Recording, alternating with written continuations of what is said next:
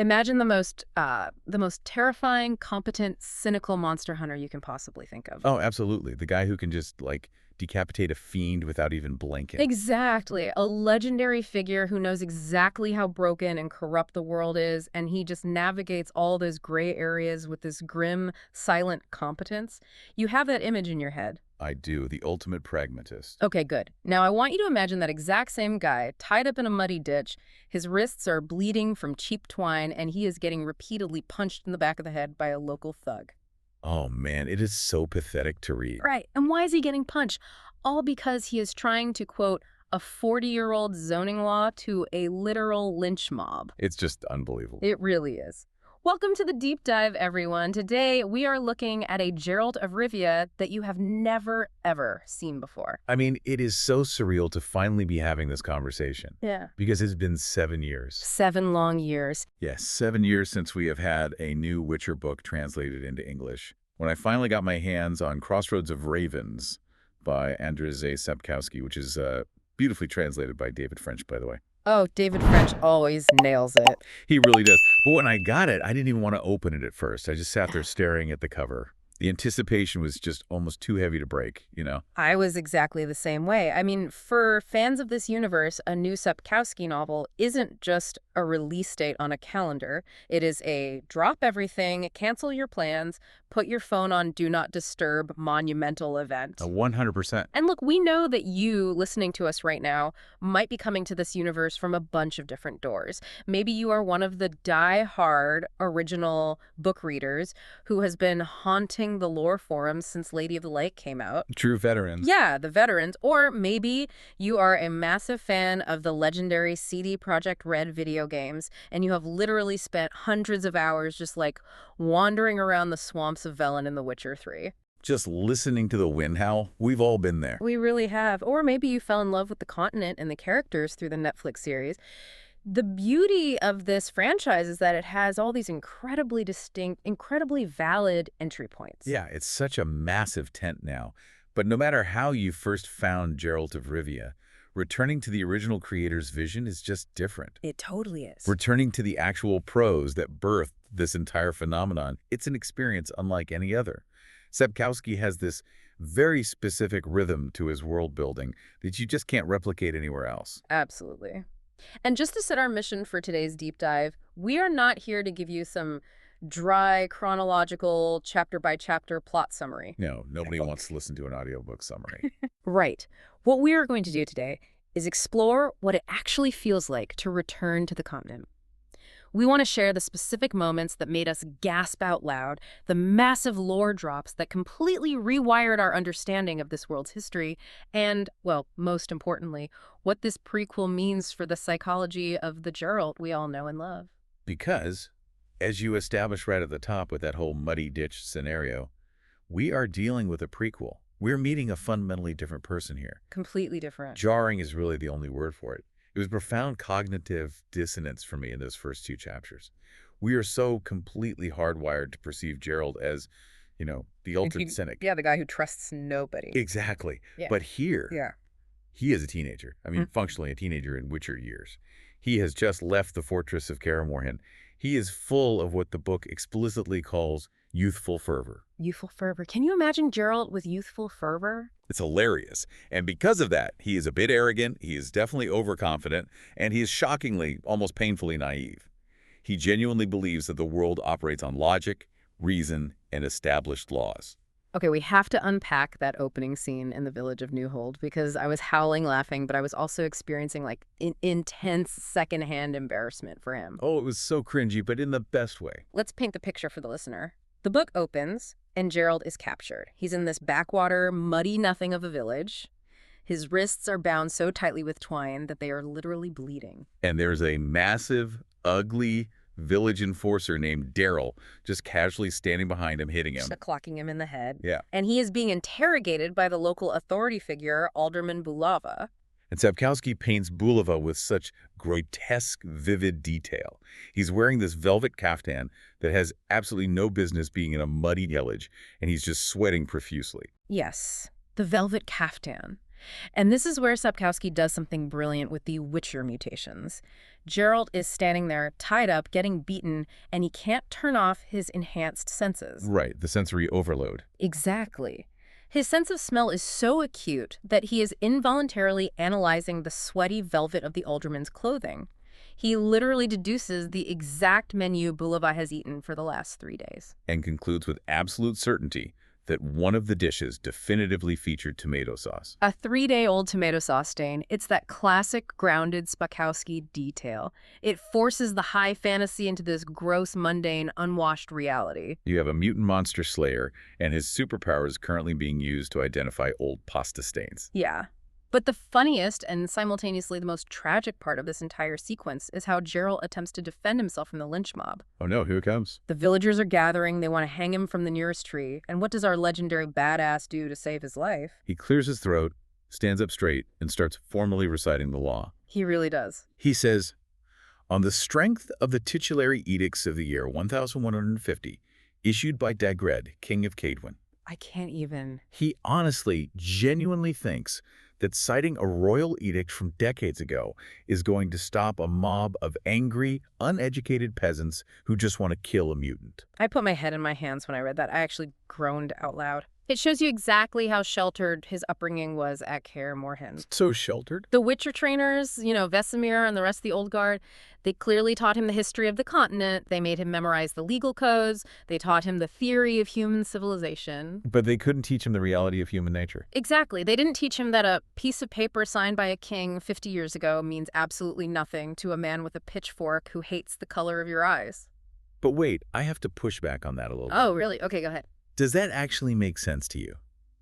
Because Vesemir is centuries old. The instructors at Kaer Morhen have survived massacres. They've seen the absolute worst of humanity. True. You're telling me they didn't sit this kid down and say, "Hey, Geralt, just a heads up, peasants don't care about the law. They will try to kill you in the mud." How does he leave the line? Keep that dangerously naive. That is such a crucial question, and I think it points to the tragedy of Kaer Morhen itself. You have to look at how traumatized institutions operate. Okay, I'm tracking. When a group of people, like the older Witchers, survive horrific persecution, they often become overly rigid and dogmatic in their training of the next generation. They retreat into the rules. Oh, wow. That makes a lot of sense. Yeah, they teach the young Witchers the strict, absolute letter of the law because they are desperately trying to legitimize their own existence. They are training Geralt for the world as it should be, a world where Witchers are respected public servants with legal protections, not the world as it actually is. It's a form of institutional denial. Exactly. It's institutional denial. They are equipping him with a shield made of parchment, hoping the world will respect it. But we should also clarify for the listener that young Geralt isn't physically helpless. Oh, not at all. The reason he is tied up in Newhold in the first place is because his physical skills are already absolutely terrifying. He caught a deserter trying to assault a peasant girl in the woods. Right, and he didn't just stop the guy or knock him out. No, he carves the man into literal slices with his sword before the guy even knew what was happening. His combat reflexes are fully online. The physical mutation is a complete success. Precisely. He is a lethal weapon. The action chops are undeniably there from page 1. But his social survival skills, his emotional intelligence regarding the ugliness of the world are at absolute zero. He doesn't yet understand that being technically right or legally justified in killing a bad man doesn't matter to a mob. They don't see a hero who saved a girl. No, they see a terrifying white-haired mutant who just butchered a human being with unnatural speed. He lacks the cynical wisdom that only comes from getting kicked around by the world. Which naturally leads us to the moment where the training wheels come off. I was enjoying the book, laughing at the tomato sauce stuff, but I didn't get that true, deep Witcher chills feeling until the introduction of Preston Holt. Oh man, Preston Holt. Did you feel that massive shift in the atmosphere when Holt showed up? Oh, absolutely. It's the sequence that gives the book its title, and it is masterful. So Geralt is ultimately rescued from this humiliating lynching by a very strange, much older Witcher named Preston Holt. A very weird guy. Yeah, he rides a black horse, he has the white hair, he carries the 2 swords on his back, but he is old, visibly aged, and crippled. Which immediately sets off alarm bells for anyone who knows the lore. Right. We are explicitly told time and time again that no Witcher ever dies in his bed of old age. They all die in combat. An elderly, crippled Witcher is an absolute anomaly. He shouldn't exist. He is a walking contradiction to everything Geralt has been taught. Yeah. And Holt leads young Geralt away from the muddy village to a very specific, isolated location. And the atmosphere here is just incredible. I want to try and paint the picture of Sapkowski's atmosphere building here, because it is breathtaking. It's approaching noon, the sun is high in the sky, and suddenly the sky turns completely, suffocatingly black. Out of nowhere. There is this deafening, chaotic fluttering of feathers and a chorus of cawing. Hundreds, maybe thousands of ravens descend from nowhere and completely blot out the sun. I literally shivered reading that scene because Geralt, who is a trained monster hunter who knows the biology of every creature on the continent, reacts with total shock. He's terrified. He says, ravens don't fly in flocks. Never. It's a complete, terrifying violation of the laws of nature. It's this incredibly gothic, cinematic dread. You can practically hear the ambient, creepy string music from the video game swelling in the background. You feel so incredibly ominous. And what's brilliant is that Preston Holt is completely unfazed by this apocalyptic flock of birds. He just ignores them. He just calmly points out that they are standing at a literal crossroads, a convergence of 4 distinct dirt paths. And Holt lays out a proposition to the young, confused Geralt. Road. He tells him that 3 of these roads are the lonely, standard, miserable paths of a solitary Witcher. If Geralt rides down any of those 3, he fulfills the destiny he accepted when he walked out of Kaer Morhen. He will hunt monsters, he will be hated, and they will part ways forever. But the 4th road. But the 4th road is to stay, to listen, and to hear Holt's mysterious offer. I was geeking out so hard at this moment because the concept of the crossroads is the quintessential foundational theme of the entire Witcher universe. It really is. It is never just a geographic location for Sapkowski. It is the heavy, inescapable hand of destiny. You are standing in the mud, smelling the dirt, but you are soaked in symbolic weight. It's the exact moment you realize you aren't just reading a fun fantasy adventure about killing goblins. No, you are reading a tragedy about choice. Exactly, and the ravens are just sitting there in the dead trees, croaking, watching him. They are an audience of dark fates waiting for him to make the decision that will shape the rest of his life. It's a brilliant visual representation of the burden of free will. And of course, because he is young, because he is curious, and because his confidence has just been deeply shaken by the mob in Newhold, he listens to Holt. He takes the 4th road. He takes the 4th road. And while we won't spoil exactly where Holt's path eventually takes him, I want to pivot to discuss the actual day-to-day work Geralt is trying to do during this early period of his life. Oh, the montage. Because we get this incredible montage sequence of young Geralt trying to ply his trade as a newly minted Witcher. And this was honestly the most brilliantly heartbreaking part of the book for me. You're talking about the disillusionment arc. Yes, because we need to look at the timing of when he leaves Kaer Morhen. He leaves in March, right? The elven month of Berg. He sets out right before the equinox. The worst possible time. Now, for listeners who might not be deep into the lore, the equinox in the Witcher universe isn't just a change in seasons. It is a time when magical energy violently spikes across the continent, and monsters wake up from their winter hibernation absolutely starving. It is the most dangerous time of the year. So Geralt is walking out into this incredibly hostile environment, full of youthful fervor, expecting to be a hero. He expects to ride into town, slay a griffin, save the beautiful maiden, and be tossed a heavy bag of gold by a weeping, grateful village. He expects the ballads he heard as a child to be true. He expects the rules of the stories to apply to reality. And Sapkowski, being the absolute master of subversion that he is, refuses to give him that. Instead, he gives us the hilarious, depressing, grinding reality of Witcher work. Geralt doesn't fight glorious dragons. He fights human ugliness, stupidity, and basic biology. Okay, we have to talk about the specific jobs he takes in this montage, because I was crying laughing, but my heart was also breaking for the guy. Same here. He gets called to a village, completely pumped up, thinking he's going to lift a terrible, ancient curse from an elder.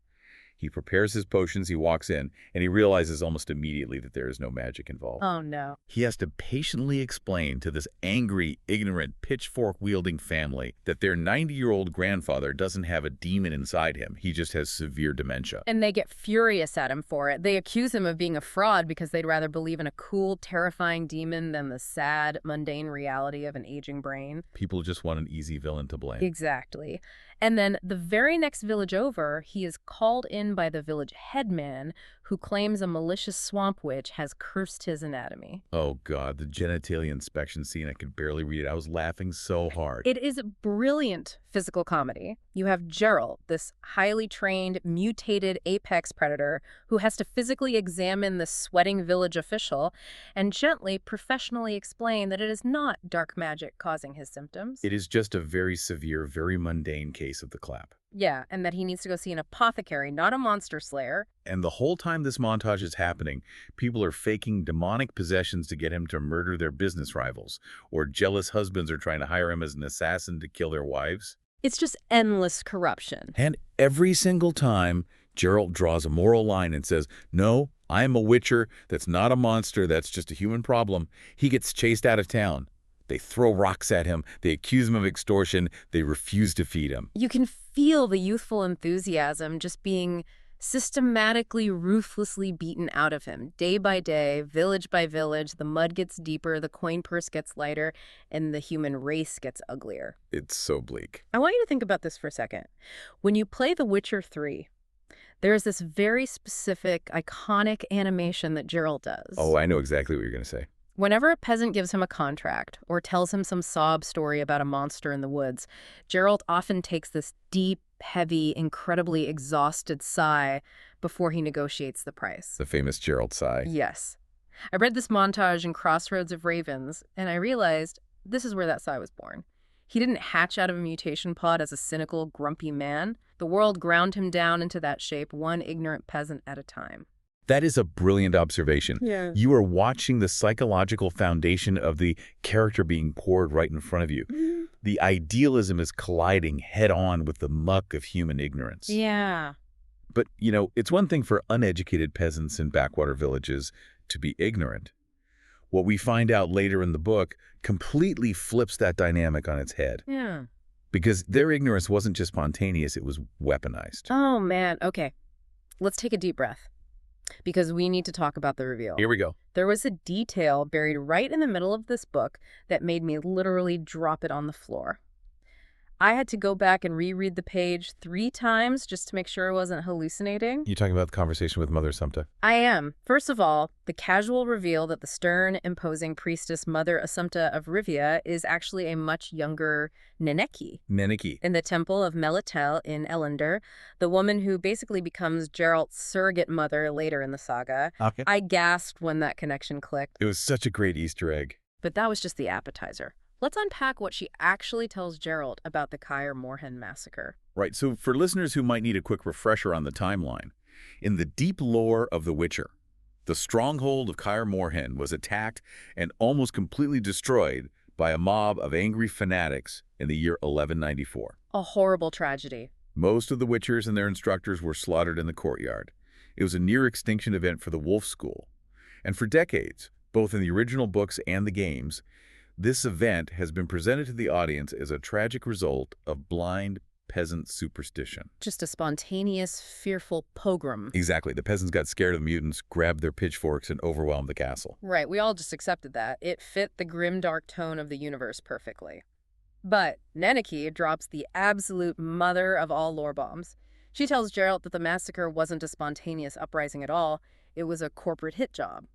I am still reeling from the implications of this. It reframes the entire socio-political history of the continent. It changes everything. She explains to him that in 1192, a highly inflammatory libelous pamphlet called The Description of a Monstrum or a Witcher was published and widely circulated across the kingdoms. The monstrum? Yeah. It was an anonymous smear campaign designed to whip the public into a violent frenzy. It accused witchers of the most heinous, unnatural crimes. And the authors of this pamphlet, the highly respected elite sorcerers of the Bannard Academy. The mages. The mages orchestrated a literal genocide. Yes. But wait, I have to stop you there because when I first read that, I was confused. I had to stop and think about the mechanics of it. Sorcerers are the absolute elite of this world. They live in crystal palaces, they advise kings, they command armies. They have all the power. Why on earth would they care about the muddy pennies on the dollar market of killing drowners in swamps? Why do they care about the Witchers at all? It is a great question, and to understand the why, you have to look at the how.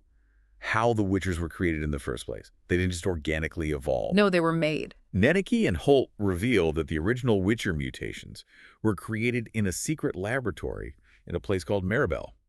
And who ran the labs? Renegade sorcerers. The mages again? The magic users created the Witcher mutations. They wanted to build a caste of super soldiers to fight monsters, because back in the early days of human expansion, monsters were bad for business. You can't build cities and establish trade routes if griffins keep eating your merchants. Okay, so the mages created a biological weapon to clear the land. Exactly.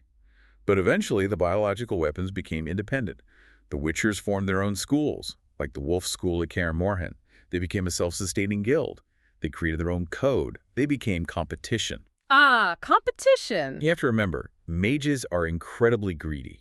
They wanted a total monopoly on the highly lucrative monster hunting and security market. When the Witchers started taking their market share by offering cheaper, more efficient monster-slaying services directly to the peasants, the sorcerers didn't try to outcompete them fairly. They turned to propaganda. They turned to propaganda. It is so infuriatingly logical in a cynical economic sense. They couldn't beat them in the field, so they destroyed their public image. They printed this monstrum pamphlet, distributed it to priests who read it to illiterate peasants, and essentially weaponized the uneducated masses. It's manipulating everyone. They lobbied a peasant mob into committing a massacre just to protect their profit margins. It blew my mind. It wasn't an epic battle between good and evil. It was about market share. It is the most brutally realistic political maneuvering I have ever read in a fantasy book. And it adds such a profound, suffocating layer of tragedy to Geralt's entire existence. It really does. He isn't just a monster hunter. He belongs to an almost extinct order, not because his predecessors failed in their duty to protect humanity, but because they were the victims of a corporate sabotage campaign orchestrated by the very people who created them. Man, that is dark. And that horrifying realization ties directly into the other deeply disturbing historical reveal that Preston Holt drops on Geralt. Oh man, the witches connection. Listeners, trigger warning. This gets incredibly dark, even for Sapkowski's standards. Very dark. Geralt asks Holt a seemingly simple question. Why are they called Witchers? Why that specific word? And Holt's answer is just. And Holt tells him that the very first candidates for the mutations back in the Mirabel labs weren't just random street orphans or children given through the law of surprise. They were the offspring of witches. But not witches like Yennefer. No. Holt defines witches in this context not as powerful sorceresses, but as mentally handicapped women who possessed uncontrolled, volatile, magical abilities. He says these highly vulnerable women were used, horribly exploited, and kept by the early sorcerers essentially as sexual playthings. It's horrific. And the resulting unwanted children from this abuse were tossed into the mutation labs as raw material. I felt physically sick reading that paragraph, and Geralt's reaction in the book mirrors our own completely. He utterly rejects it. He snaps at Holt. He says, like hell, you're making it up. That didn't happen. He's in total denial. He cannot and will not process the idea that his entire lineage, the brotherhood that raised him, is built on that level of systemic, horrific abuse. But we, as readers, are left completely off balance. I mean, I have to ask you, do you think Holt was lying? I genuinely don't know, and I have been debating it with myself for days. Me too. On one hand, look at what we just established about the Bannard mages. They orchestrated a massacre via a propaganda pamphlet to protect their monopoly. They clearly lack any moral compass. Treating vulnerable women as lab equipment to breed mutants, well, it fits their horrific utilitarian profile perfectly. But on the other hand, Holt is a master manipulator. He isolates Geralt, brings him to a creepy crossroads with unnatural ravens, and is clearly trying to recruit him for some dark purpose. Classic villain behavior. What better way to break a young, idealistic kid than to tell him his entire existence is a crime against humanity? If Holt can convince Geralt that humanity is fundamentally evil and that the Witchers are born from unforgivable sin, Geralt is much more likely to abandon his morals and join Holt's path. Exactly. It is a classic cult recruitment tactic. Isolate the target, destroy their foundational beliefs, and offer yourself as the only source of truth. It's gaslighting on a massive scale. And Sapkowski is a genius here because he refuses to give us a clean answer. He leaves us sitting in that excruciating discomfort. Well, we never get the closure. Later in the book, Mother Assumpta warns Geralt that objective truth is a myth. She says that actual history is often obliterated by time and replaced by heroic legends, simply because ordinary people cannot shoulder the psychological burden of the actual truth. We're forced to realize that Geralt will never know the absolute truth of his origins. Which makes his day-to-day life so much harder to bear. Because while he is wrestling with these massive existential questions about the history of his order, he still has to walk into towns and buy bread. He still has to eat. And that brings me to the overarching theme of this book. More than the monsters, more than the magic, more than the political machinations of the mages, the central antagonist of Crossroads of Ravens is prejudice. Visceral, suffocating, omnipresent prejudice. Sapkowski has always been a master at making you feel the sheer weight of bigotry in his world. Always. In the video games, it's atmospheric. You walk through Novigrad, a guard spits on the ground, someone calls you a mutant, and you keep walking. But in this book, you don't just see the prejudice, you feel the isolation. You're living it with him. You experience the world through the fresh eyes of a young man who is literally bleeding to protect these people, and the hatred he faces in return is overwhelming. There is one specific scene that I think perfectly encapsulates the sheer absurdity and degradation of the Witcher experience. Geralt arrives near a village in the Cadwin Marchlands. Oh, that other one. He needs basic supplies, and he needs to find out if there are any local monster contracts so he can eat. But the villagers are so utterly terrified of him, they're so deeply brainwashed by the rumors started by that Monstrum pamphlet, that they flat out refuse to let him step foot inside the village limits. They won't even let him in. They are convinced that he carries foul miasmas, that he brings the plague, and that if he looks at their young daughters, he will magically seduce them and ruin them. Yes. The scene with Augustus Hornpepper, the halfling blacksmith, it is agonizing to read. It is so degrading. The village physically barricades the entrance.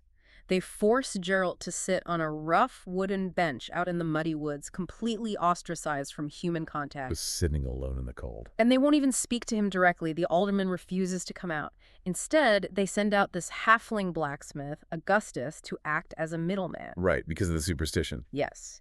And the distance Sapkowski describes, Geralt sitting on this bench in the cold, staring at the warm lights of the village, having to shout his request to a halfling. And why a halfling blacksmith? Because the local superstition is that no witchcraft works on halflings, and no devil can touch a blacksmith. The absolute absurdity of it. They have a monster problem. They desperately need his specialized skills to survive, but they treat him like a biological weapon. Like he's radioactive. They dehumanize him so thoroughly that they won't even breathe the same air as him while they hire him to save their lives. I was trying to explain the emotional weight of this scene to a friend who doesn't read fantasy, and the only analogy I could come up with was this. Let's hear it. Imagine you are an elite, highly trained paramedic. You have dedicated your entire life to saving people. You drive your ambulance to a horrible, bloody crash site. Okay, I'm with you. But when you get there, the victim's family starts screaming at you in terror. They call you radioactive. They throw rocks at you and force you to stand 50 yards away in the woods. And they will only let you give life-saving medical advice by shouting it through a guy wearing a tinfoil hat because they think you're infected with evil. Wow. That is Geralt's daily existence. That analogy is painfully, perfectly accurate. Wow. And it captures exactly what Sapkowski's trying to convey about the profound isolation of his youth. Geralt has all this incredible power, all this rigorous training, and he's treated like dirt by the very people he is bleeding to protect. It's so sad. It casts such a revealing light on the older Geralt we know from the later books and games. It makes you realize why he is so guarded, why he speaks in grunts, why he absolutely demands payment up front before he draws his sword. He has to. He learned very, very early on that gratitude does not exist for a witcher. The only thing you can trust is the coin in your hand. Exactly. The emotional walls he builds aren't because he's trying to be cool or edgy.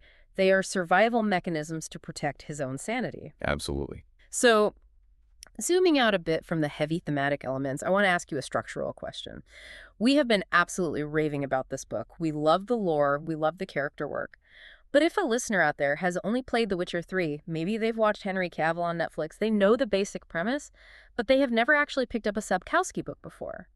Is Crossroads of Ravens a good entry point? Should they start their reading journey right here? I vigorously agree that they can, and perhaps absolutely should, start here. Really? Even over the older books? Yes. Because it is a true prequel, it is remarkably accessible. You aren't burdened with needing to know the complex, sprawling geopolitical landscape of the later saga. You don't need to know the lineage of Sintra or the borders of Nilfgaard. Right, all that heavy lore comes later. You actually get to see the world of the continent before the borders settled. The book talks a lot about the Marks, or the Marches of Cadwin. These are the active, bloody frontiers. You are watching human civilization actively pushing into the wilderness, wresting land away from the elves, setting up their wooden border signposts in the mud. It has a very Wild West frontier feel to it. It's raw, it's violent, and it's unregulated. Precisely. You are learning how the mechanics of the world work, right alongside a young Geralt, who is also learning how the world works. You discover the prejudice, the monsters, and the politics together. But at the same time, if you are a veteran reader, the Easter eggs are just an absolute joy. We already mentioned the thrill of meeting a young Ninnicky. Oh, that was the best. But there is also this great, subtle, passing mention of Vesemir from a student who clearly hasn't quite forgiven the old man for his brutal training methods at Kaer Morhen. Poor Vesemir. You meet historical figures that were only briefly mentioned in lore books before, like Timur Voronov or the Enchantress Vrynadaroven. You get to see the early, shadowy machinations of the sorcerers before they formed the Lodge. It rewards deep, obsessive lore knowledge just as much as it welcomes total newcomers. So when you ask who this book is for, it's for anyone who wants to understand the psychological foundation of the continent's most famous resident. It is a brilliant, deep character study disguised as a muddy, monster-hunting fantasy adventure. I love that framing. A character study disguised as a fantasy adventure. Look, if our absolute geeking out over Cadwin frontier politics, magical corporate conspiracy theories, and young Geralt getting yelled at by peasants is making you want to grab Crossroads of Ravens right now, or if you are already a hardcore fan and you've been yelling at your speakers in agreement with our theories, hit that subscribe button. Please do. We do these deep dives into incredible books every single week, and we're always looking for the themes and the layers beneath the surface text. You definitely won't want to miss the next one. Absolutely. And to give a final, direct recommendation to the listeners, Yeah. yes, read this book. It is a triumph of fantasy literature. Highly recommend. If you are brand new to the written universe, read Crossroads of Ravens. Experience the raw beginnings of this iconic character, and then immediately pick up The Last Wish, which is the very first collection of short stories. Yes, that's the perfect order. In fact, without spoiling it, the very end of this prequel directly bridges into the chronological events of The Last Wish. You will have a seamless, incredible reading experience that flows right into the main saga. And as we wrap up today's deep dive, I want to leave you with one final lingering thought, because the ending of this book is just, well, it's haunting. It really stuck with me. It is vintage Sapkowski. Geralt has been wandering for months. He's been searching for missing people. He's been beaten down by the world. He's faced the horrific reality of what it means to be a mutant. And he arrives at yet another muddy dirt road. Another crossroads. Just like before. But this time, the sky doesn't turn black. There isn't a massive, unnatural flock of ravens blocking out the sun like there was with Preston Holt. There is just one. Just one single raven, hopping on the cold ground in front of him, and instead of a silent, ominous omen, this single bird croaks a desperate, lonely, explicit warning to the young witcher. It says, "Go back. Danger lurks north." It gave me chills. The contrast between the massive flock and the solitary bird is so poetic. So here is the question for you to mull over the next time you boot up the game or open the original saga or look at a map of the continent. Does the young, stubborn, rule-quoting Geralt listen to the warning of that single raven? Does he turn back to safety? Or does he ride north? Or does he spur his horse and ride north, straight into the trauma, the betrayal, and the heartbreak that eventually forges him into the scarred, legendary hero we all know today? I think we all know the answer to that. He rides north. But reading exactly how it begins, feeling the weight of that first step into the darkness, that is the true magic of this book. It truly is. Thank you so much for joining us on this journey back to the continent. Stay safe on the path, watch out for the ravens, and we will see you on the next deep dive.